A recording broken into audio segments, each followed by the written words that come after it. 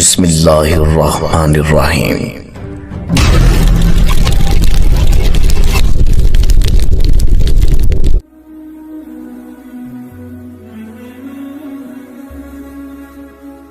تمام ناظرین کو دل کے گہرائیوں سے خوش آمدید اور محبت بھرا السلام علیکم۔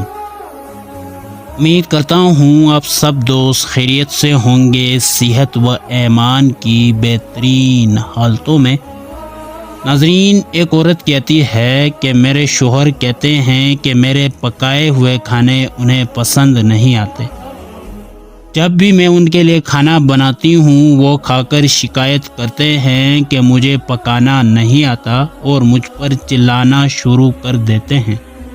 ناظرین، ان کی رویے سے میں بہت تنگ آ گئی تھی۔ ایک دن جب وہ کام سے واپس آئے تو میں نے ان سے کہا کہ میں بیمار ہوں اور میری پڑوسن نے میرے لیے کھانا پکایا ہے۔ در حقیقت یہ میری طرف سے ایک چال تھی تاکہ میں انہیں آزما سکوں۔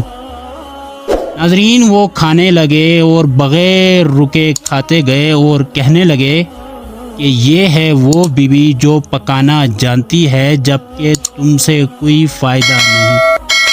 ناظرین، میں نے اپنا غصہ ضبط کیا اور دل میں کہا میں تمہیں سکھاؤں گی کہ یہ کیسے کہتے ہو۔ اگلے دن میں نے وہی کیا۔ میں نے دعویٰ کیا کہ میں ابھی تک بیمار ہوں اور میری پڑوسن نے کھانا بھیجا ہے۔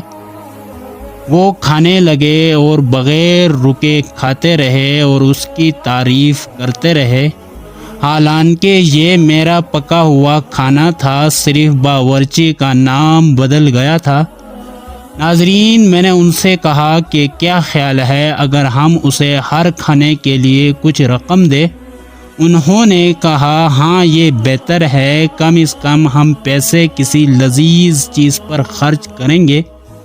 اور واقعی انہوں نے ہر روز مجھے پیسے دینے شروع کر دیے اور کہا کہ انہیں میری پڑوسن کو دو تاکہ وہ ہمارے لیے کھانا پکائے۔